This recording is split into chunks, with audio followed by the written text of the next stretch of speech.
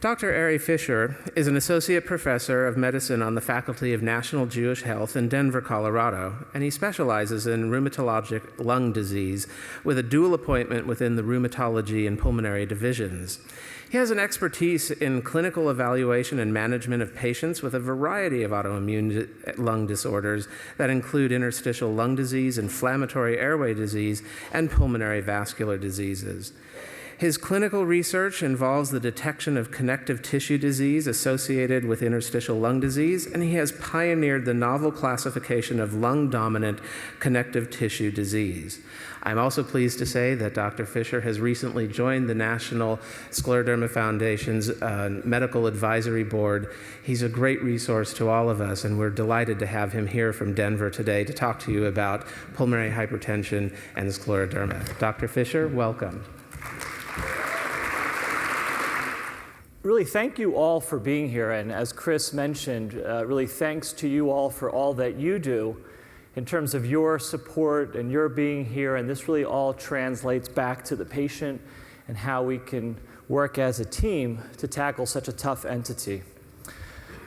So my title this morning is talking about pulmonary arterial hypertension, but thinking about this discussion, I really felt it would be important to go beyond the impact on the right ventricle, on the right heart, and talk about maybe more of the global impact that scleroderma pulmonary arterial hypertension has on patients.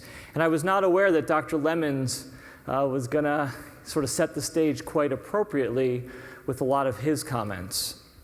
But I do think that there's much to talk about with pulmonary hypertension that's beyond the impact, so to speak, of the right heart. Just maybe as a show of hands, who here is familiar with pulmonary arterial hypertension? That's great. That's about as many hands as we get at the Rheumatology Society meeting sometimes. So you recognize that this is a complicated illness, and I've tried to just distill it into a very brief few comments with respect to some of the basics. So PAH, pulmonary arterial hypertension, can be thought of as a disease that affects the blood pressure in the lungs, may lead to right heart compromise. So some patients don't always connect those two as right heart failure, pulmonary hypertension. But in essence, when the right ventricle fails, as it can with pulmonary hypertension, it has very devastating consequences. So pulmonary hypertension is a disease where we have elevated pressures in the lungs. We have impact on the right side of the heart. It's associated with a poor prognosis, and it's the leading cause of death in scleroderma. Many features that are not that specific can point towards thoughts that the patient may have pulmonary arterial hypertension. Things as common as fatigue and weakness, and certainly many patients have fatigue and weakness. Things like shortness of breath, and then at more advanced stages, chest pain with exertion, potentially passing out, what we call syncope. And so any combination of these types of symptoms in a scleroderma patient warrants careful evaluation, and in fact, screening-related strategies, even without symptoms, is really the foundation of PAH-related investigation in scleroderma. So we would screen patients even without these types of symptoms, looking for an early stage of diagnosis. When we talk about PAH in general, it's important to remember that it's sort of a family of diseases that share underlying mechanisms. And so we link the scleroderma PAH patient with diseases that have not much to do with scleroderma at all. Methamphetamine and diet anorexogen use have been linked to the development of PAH. HIV is associated with the development of PAH. And the largest class is the top group there, the idiopathic, where we just don't have an etiology. A small percentage have a genetic form. But we look at these patients and this disease as a shared entity in that the underlying pathophysiology, the sort of the best that we understand the causes of these, seem to have shared features, and so we approach them quite similarly with respect to treatment as well. When you wanted to maybe say, well, how many of the PAH patients out there have scleroderma or have what we would call a connective tissue disease, that term that implies lupus or scleroderma or those types of systemic autoimmune disease? Well, it's about a quarter of the entire US-based registry called REVEAL from PH centers. So if you looked at the REVEAL registry, now more than 4,000 patients, about a quarter of that group of PAH has an autoimmune basis, and most of those patients in that autoimmune quarter have scleroderma. When we think about this concept of connective tissue disease, PAH, scleroderma stands out. It's the foundation of the discussion. It tends to always come down to scleroderma. And even that next block there, the mixed connective tissue disease, most would link to the scleroderma family of illness, and a small subset perhaps of lupus as well. But really, when we talk about the autoimmune or the connective tissue disease PAH entity, we're talking about scleroderma with PAH. This is the only slide I'm going to show about sort of the most devastating reality of PAH. And we're very fortunate now, folks like myself who've trained in an era and have come through training in an era with available therapies, we are seeing a change in the survival of patients with PAH. And that survival, we believe, is attributed to the best that we can with early detection strategies, early intervention strategies, and we have available therapeutics, oral, injectable, infused, inhaled. But without treatment, there's no question that scleroderma PAH is a devastating disease with a high rate of fatality in a very short period of time. And so the agenda is set that early detection, early intervention has to be a proactive approach that the doctors involved in scleroderma care stick with, and that patients are advocating for themselves when they're seeing their doctors about recognizing the importance of early detection. We'll come back to this slide later after I present some data to you all about a study that is still ongoing. But the idea that treating PAH and taking care of a PAH patient is under the purview of rheumatology or under the purview of pulmonary medicine or cardiology, I think is important but really misses the point. This is a shared illness, a shared disease, and we really need to work on getting doctors and other healthcare professionals to work together, and certainly involving support groups and patients in that. But it's most definitely a multidisciplinary approach that we're looking for.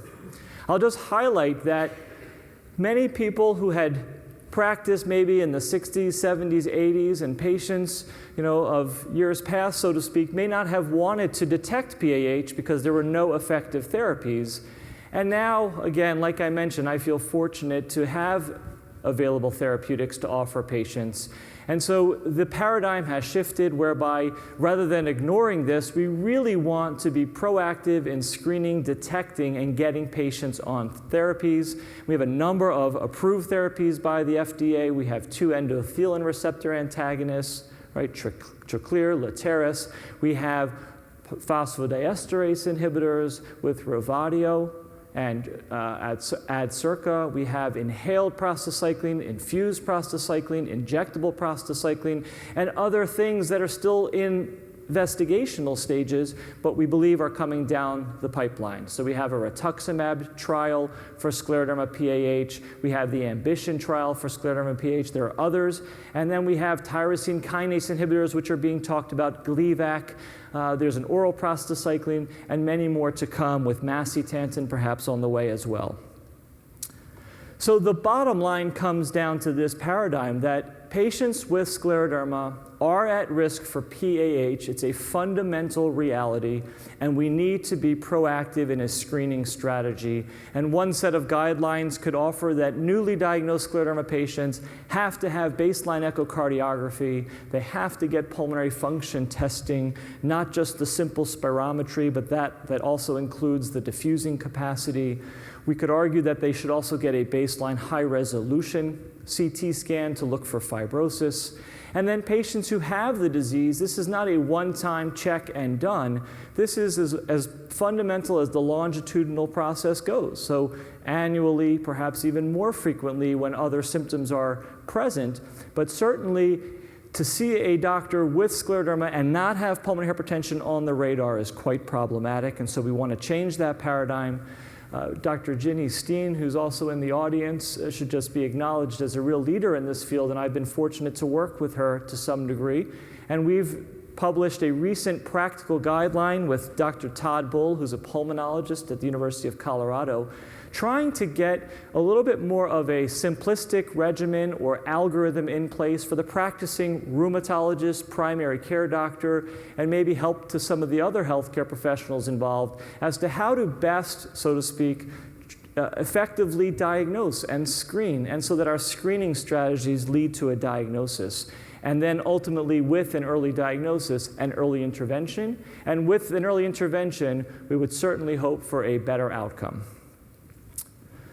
Now, I've learned a lot from my patients and some of the support groups that I've been involved with locally in Colorado, and I think Dr. Lemons this morning, there's a lot more to PAH than right ventricular compromise and right heart disease. And I think it's important that we highlight that there really is this global challenge. It's not just about shortness of breath. It's not just about what a 6-minute walk performance looks like. But certainly this disease impacts patients and their caregivers in many, many ways. So I've been involved through 2 survey-type studies, one in the United States that's ongoing, and one in Europe that has just completed its work. These are survey and questionnaire and interview-based studies that have been funded by Actelion Pharmaceuticals, and here in the US, facilitated by the Pulmonary Hypertension Association, trying to get beyond the right heart and understand more clearly how this disease impacts patients and their caregivers. And it's based on interview-type methodology. So these were market research-type studies with surveys, 2 phases. The first phase was interview, person-to-person, face-to-face, of moderators with patients who have PAH and patients' caregivers. A caregiver can be defined as anything ranging from a spouse, a child, a parent, a dear friend, somebody who's very invested as a caregiver. And the plan and the objective was to obtain a detailed understanding of how this disease impacts on patients' daily lives. The second phase was a survey. So the European initiative, which I'll just tell you briefly about how it was constructed, has a steering committee, and I would just highlight, if you look at who's on it, it's a group of people who range from different countries, different professional associations. I would highlight that the third name from the bottom above that guy's first name you can't pronounce, but it says like Aryeh, but Pisana Ferrari is a transplant patient with scleroderma. So she's a woman who's involved in PHA in Italy, and she had a transplant for PAH 15 years ago, and she just is doing fantastically. But we have physicians, nurses, we have PHA association members, and we had 2 we had a phase 1 and a phase 2 there as well. 40 combination patients, caregivers were interviewed, about 430, 50 or so were surveyed, 4 or 5 different countries represented, and I can't really go into that at this point. That's going to be unfolded at the PAH Society meetings in Barcelona in September, rather. But what I can share with you is what the US initiative looks like, and that's again been facilitated by the PHA. And the steering committee there are a group of physicians, nurses, and other people from the PHA Society in this example who are very invested in trying to understand what this disease does beyond pulmonary mechanics, so to speak, or hemodynamics on the heart. So we conducted 19 patient face-to-face interviews, 12 caregiver interviews. We're in the process of surveying about 150 patients and caregivers, and this work was recently preliminarily reported in Advances in Pulmonary Hypertension this past winter. So again, the objectives were pretty clear. We wanted to understand more about how this disease impacts patients' daily lives. We wanted to understand how it impacted their caregivers.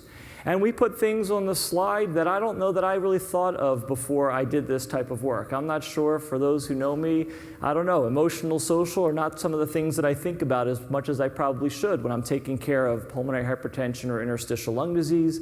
I don't think perhaps about the practical impacts nearly as much. And so I would say, as a physician involved in this, it was a little bit of a wake-up call for me. We had face-to-face interviews, and we went by sports teams, really. New York, New Jersey, Chicago, LA. We wanted to find out which arenas we wanted to go to. But in all seriousness, we tried to hit large cities that had populations that we could draw from. And so it was the New York, New Jersey area, the Chicago, the LA areas. And it was a combination of patients who had, so to speak, mild to moderate type disease activity, functional class 2 or 3. And similar to the PAH pie in general, we certainly wanted the scleroderma cohort to be represented. We had a 25% scleroderma PAH representation there. And interviews were run for a couple of hours. And I'll walk you through the results. And I think you guys probably would be much more familiar with this and maybe say, yeah, well, why haven't you guys been listening? And the docs, I think, this was a little bit of a wake-up call, seeing how globally impacted patients and their caregivers were by this illness. So some of the key insights. Well, this is not just about shortness of breath and fatigue. This illness has far-reaching consequences. It basically touches every part of the patient's life, whether it's practical, social, physical, emotional, and also impacts those that are very involved as a caregiver. We heard about things like distressing and debilitating type symptoms and how it impacted on function and lifestyle modifications that were needed, and how it impacted the caregivers' related responsibilities and their function. We learned about work disability and how it impacts arrangements that need to be made in the work environment, and how going to the grocery store may be very complicated, and finding the right parking spot may be that person's chief symptom report that day in clinic, not about how they feel as much as I couldn't get the spot that I needed to get me to the clinic where I needed to end up. We have a ramp in our clinic, and so it's essentially a stress test and 6-minute walk to come see the doc. Simple things like that, just we were probably too insensitive to. Concerns about the finance and how to afford the medications and all the juggling with that. We learned about social impacts in terms of isolation, emotional related problems that were associated with this disease diagnosis.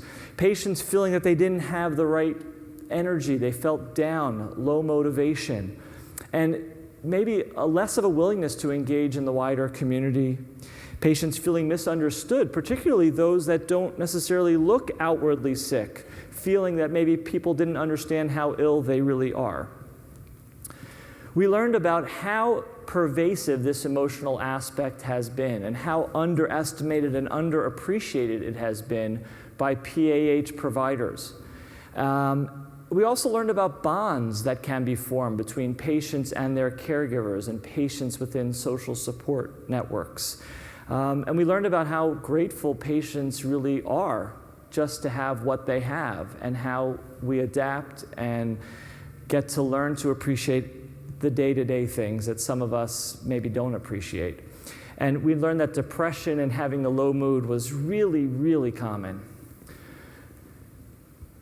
I think this one kind of hit pretty hard. The wind went out of the room, when we heard this one. But mostly we heard that we as healthcare providers are not getting the job done when it comes to these aspects of PAH care, and that there was very little support for the patient and their caregiver when it came down to those other aspects. We focused on the vital capacity and the diffusing capacity and the 6-minute walk and what the echo is doing and what the right heart cath is looking like and what the blood tests are showing, but far too often we did not focus on the things that bothered the patients and their caregivers even more. And that's where organizations like the Scleroderma Foundation and the PHA have really come in, whereby patients are not getting the support that they need from healthcare providers perhaps, and are turning to patient support groups and others.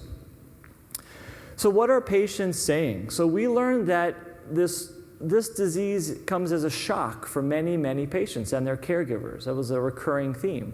That it's, even though perhaps we think about it in the scleroderma community from a healthcare standpoint, ultimately it comes as a shock. And that patients have limited understanding of what the implications really are and what this disease really is. Over time, yes, a disease that affects the lungs and the heart, and then that translates into symptoms, and those symptoms then translate into all types of ways that the everyday activity is impacted. So we hear from doctors, well, PAH is rare. We may even hear, and I think appropriately so, that this is a potentially fatal illness. And then patients synthesize that information. Well, we have blood vessels that have elevated pressures. It constricts the blood flow. It leads to an enlarged heart. And in that case, we have shortness of breath and weakness, and that can ultimately impact symptoms and everyday activities. Just to refresh, because functional class is so fundamental to clinical trials, to how we think about patients, to choice of medications. So just as a refresher, right, so we would say functional class 1 is very mild disease, right? Patients who don't have much limitation with regular physical activity. Functional class 4 are those who have symptoms even at rest, potentially chest pain, passing out, syncope, and 2 in the milder category, 3 in the moderate category. And those are very fundamental because we know patients who have a more severe disease, functional class 3 or 4, have a more advanced stage of illness, have a worse prognosis. Those with earlier disease have a better prognosis. It's pretty logical. And we think about this fundamentally. And so as physicians, we can't really think about PAH without functional class assessments. And yet when you talk to patients, well, about a third of the patients have much of an idea in terms of their functional class. And many know that there are 4 classes, and then some don't want to know about their functional class. Why do they want to know that they're a functional class 3 or 4? And yet those who have a functional class 3 at diagnosis and then improve to a 2, perhaps that will improve their outlook. And so this notion of a disconnect between the way doctors and maybe other healthcare professionals think about their disease and the way we communicate that to patients, there's something not maybe getting through. Caregivers as well, they may have a very rudimentary understanding of this disease. So a disease that affects the lungs and the heart, constricted blood vessels, high pressures in the lung, the heart gets enlarged, the lungs are not functioning as well as we'd like, and ultimately patients are short of breath, needing oxygen. Functional class 2 caregiver says that it takes a toll on your whole body. Patient information and what we provide, I always struggle with that initial visit, be it a scleroderma diagnosis, a PAH diagnosis. There's this shock, there's a glazed appearance, and you kind of wonder, how much you're getting through. And I think that resonates, and that actually does become problematic. A new diagnosis, a new shock to the system, how much information in that initial conversation is coming through. The patient comes home, they go to the internet, they want to know more, but that discussion and information provision is quite problematic. Patients do want to know more. You all are here for a reason. And yet, we struggle with how to best give you that information. The internet, we heard about it this morning. So, I'll put a plug in, maybe the first one for the new Scleroderma Foundation website. Because the internet is a scary place for many reasons, and it's a scary place for PAH as well. And we have to be careful that we're giving our patients the resources that are appropriate for accurate information. So we heard from a functional class 2 patient. It was all very confusing and new. I looked it up on the internet, which was terrifying. Another patient says, this is causing a downswing in my moods. And there was lots of information, but none of it was good. So patient support groups play a vital role in disseminating appropriate information, accurate information, meetings such as this. Patients find that these support groups can provide a more comprehensive picture. It gives patients an opportunity to network amongst each other and reach out across the aisle, so to speak. We all hugged. Do we need another hug? Well, how do we feel, guys? Right? So we all hugged about an hour ago. Okay, there you go. Great. Chris, you want to hug it out up here? So we think about the way that practical support can be disseminated. And certainly support groups are not for everyone, right? And I've participated in some of our support groups as a facilitator or a speaker or a lecturer or whatnot. And yeah, I mean, you see a group dynamic and it's just not for everyone. And when I suggest a support group to some of my patients, they look at me as, I don't need that. And I hear it, so everybody's different. But we think about the advantages, some of the disadvantages, but ultimately, we need to reach out beyond what we're doing in the clinics. So the physical impacts, right? Shortness of breath, fatigue, weakness, patients have to pace themselves, take in frequent breaks. We see that it limits their activity. They can't do the things that they want to do. Vacuuming, mowing the lawn, simple things like climbing stairs all become problematic. So caregivers, I think, are perhaps this undertone as to, certainly caregivers don't have the disease, right? So, it's the patient that's really has the challenge, but we have to be careful because the caregivers have lots of challenges as well. And I'm not here to lecture anybody because I can't even imagine, but understanding that this is not just affecting the patient, but affecting the caregiver is critical to the overall comprehensive care plan. And so shifting responsibilities at home. Things as simple as, taking care of the bills, taking care of any of the house-related chores, other responsibilities, all are impacted. And maybe the caregiver is not as healthy as the caregiver needs to be able to keep up with all of this. The practical impacts hit numerous aspects, whether it's work, travel, finance, management. I think the bottom line is that there are many challenges, and it's a team approach between the patient and their caregiver. As a physician, we'll say, well, just go on drug X or drug Y, and we kind of just, maybe you walk out of the room after giving a brief discussion of side effects and potential data and efficacy and, whether you're going to get nausea or you're going to get lower extremity swelling or how often you have to get your labs or don't have to get your labs. And sometimes we're sort of a little bit removed from this reality, the financial aspect of the cost of medications, the cost of therapies, and adding one more medication to a laundry list that's already maybe onto the second page of the med sheet. And impacting the finances is just, again, one of those things that as a doctor, it's sort of a wake-up call that we need to pay more attention to perhaps and find out how we can offer resources in that way. And certainly the finances can cause more stress. So when you think about what patients are saying, a functional, or a caregiver rather, a functional class 4 caregiver, if she didn't have PAH, I'd be living a more active life, she'd be working, and there would be less financial stress. Another caregiver, we spend too much money. I find it difficult to say no to him, but I'm under pressure to earn enough to support a family of 4. Less income, changes to work, and may not be able to afford the meals, the lifestyle, etc. And how do we afford continued insurance coverage? Little things, driving to the grocery store, more extensive travel, airplane flights are all things that come to the radar well before perhaps a 6-minute walk distance time would to the patient. So there's this concept that the physical illness really impacts the emotional components of this disease. Things like fatigue and difficulty sleeping and having depressed mood all sort of get rolled into one. And that ripple effect model that I heard about this morning from Dr. Lemons, I think is sort of that same notion, whereby we see these illnesses having global implications.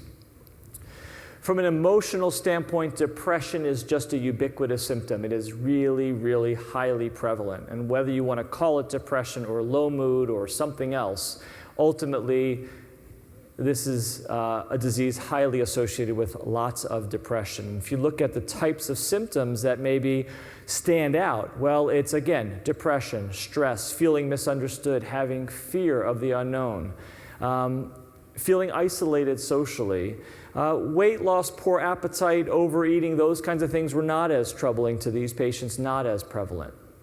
And we heard a lot of powerful language. So we heard about patients telling us that they felt like they were breathing through a straw. They felt that they were kind of homebound or grounded. They felt they were living with a time bomb. This was an ongoing battle, a ball and chain that doesn't go away. We heard caregivers. It's another job, family and my other job at work, and now I have to take care of somebody else. always being on call, not knowing what the future will hold, walking a tightrope without a safety net, and certainly overwhelming. And a whole gamut of emotions between anger, depression, fearfulness, and grateful, being grateful to be alive and having support. One of the patients said, I feel sad and hopeful at the same time, that the meds can slow down the progression. Another said, I was feeling like my life was over. I was hopeless, lost, and out of control. A patient with functional class 3 disease says, you have to get over that hump, What do I have? What causes this? Then you start to see some light at the end of the tunnel. So caregivers, again, maybe the unthought of sometimes, do need support. And they have their own emotional aspects to this. And thinking about how to integrate them more into the care plan should be part of a treatment plan. Patients feeling misunderstood. If I tell them I'm having a bad day, they say, but you look wonderful. They don't know it's all medications and all makeup. And we hear a lot about that from patients who don't look like they have the disease. It's not as outwardly apparent. And when a patient is diagnosed with cancer, when a patient is diagnosed with heart attacks and strokes, and heaven forbid, those horrible illnesses that we hear a lot about in society, there is what to go to, right? We understand, and you can tell your neighbor and your friend and your cousin. Scleroderma, how many people heard of that before they were diagnosed? So few. How many people have heard of pulmonary arterial hypertension before they were diagnosed? So few. And there is not as much of a buzz in society about this. And so where do patients turn? It's no wonder they feel isolated. Clearly stress, and we've talked about the finances and dealing with medications to some degree, and the future and the uncertainty there. And a patient saying, the uncertainty is stressful. Another saying, I was like one of those Wonder Women, and I had the energy for that. And now a chain and ball has been put on my foot. Now, clearly, not everybody's going to be comfortable about this, right? So we don't necessarily expect that all of our patients are going to feel comfortable talking about the emotional aspects. Some are more private. They don't want another label, right? I already got all these diagnoses. You're going to throw depression on me now too? And I got to be anxious to have something? Really? I need another category? Why can't I just be who I am?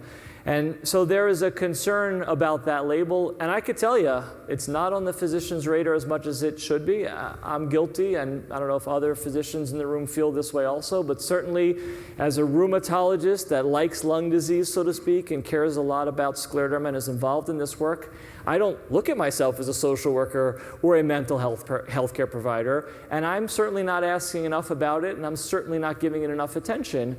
And I'm not saying that I'm the one who should be. I'm not qualified. But we need to address that as part of a comprehensive team. And so how often do you have patients saying that the doctor's not listening to actually what they're talking about, and we're focusing on the physical aspects and what the right ventricle looks like, as opposed to maybe the things that are quite impactful on a day-to-day basis for the patients? Another patient saying, I hate going out because I need oxygen. And people stare. He would say, why would anybody want to be my friend? I'm a freak because of the PAH. The ability to socialize impacts on caregivers. We used to go out dancing, right? We don't have much of a social life anymore. PAH also impacts me. I can't go out dancing anymore. Now, clearly, patients and caregivers can grow stronger from the standpoint of developing moral support and having a team approach. And there is this reliance on one another. And so clearly, bonds can be formed and even strengthened through the illness. What about patients in terms of their thoughts about treatment? Well, many patients and caregivers spoke about how much better the individual felt after being put on medication. But by the same token, lots of inconvenience, preparing medications, and other associated monitoring strategies that are needed. Many accept it as a way of life, and the medications really become a no-choice choice. What kind of alternative do we have? And then when you think about pumps and oxygen and that public awareness that a patient is medicated, impacts as well. Some quotes: Revatio made me happier, I could do things again. The drugs helped, though I always feel bad. On Tyvaso, at least, I wasn't a puddle during my 6-minute walk test. I'm so blessed that I'm one of the very few that responds to calcium channel blockers. It could be much worse. A caregiver says he has to mix meds every day, and this can be confusing. It has to be chilled, it impacts his ability to get around, but at least he's not on oxygen anymore. Treatment is often inconvenient and frustrating, but respondents recognize that's what's keeping them alive, and they're grateful. And ultimately, when asked how their lives could be made better, it's not surprising they were all on the same page: a cure. So we were most recently in Paris, actually, where we met for this, and we went through a lot of these data, and it was we took a lot of this information in, and there were a group of us sort of looking at each other, thinking, okay, now what? Great, we just got all this information. Where do you go with this? How do you handle this? And had someone asked me 2 years ago, you're going to be at the Scleroderma Foundation, let me give you the scene here. You're going to be at the Scleroderma Foundation meeting, and you're going to be talking about pulmonary hypertension, and you're going to talk about stress and emotion and depression and fatigue. I'd say, I think you got the wrong guy. I think you got the wrong guy. You may still have the wrong guy. But I think ultimately, what do you do with this information if you are one of the doctors involved? I have a scleroderma clinic. There are many other people who have scleroderma clinics. And I take care of scleroderma patients, and I see a lot of pulmonary hypertension and a lot of interstitial lung disease. And we focus a lot on pulmonary function and high-resolution CT scans and echocardiography and 6-minute walk. And we do that for a reason, because those things actually impact quite significantly, right, in terms of survival and how you guide treatment. So I'm not here to belittle those, because those are absolutely critical to overall health. But I would say, as a provider, those were the kinds of things that I heard from patients that I didn't really think about too much before. So calls to action. Well, what about healthcare providers? Healthcare providers, we have to think more about the global impact beyond the right heart: physical, practical, emotional, social, financial. And guidelines need to incorporate this. The notion of patient-reported outcomes, PROs, is gaining a lot of attention, not just in pulmonary hypertension, but in other fields, whereby what patients bring to the table. I'll give you an example. I'm involved in a consortium looking at outcome measures for clinical trials in a disease category of interstitial lung disease. And we all got together and put our thoughts together and said, this is what matters: shortness of breath, forced vital capacity, high-resolution CT scan, all that mattered. And then we surveyed patients, and cough came out of nowhere. Cough became a primary endpoint in clinical trials, because that's what patients reported. And so the notion that we should incorporate what patients report as outcomes is gaining popularity.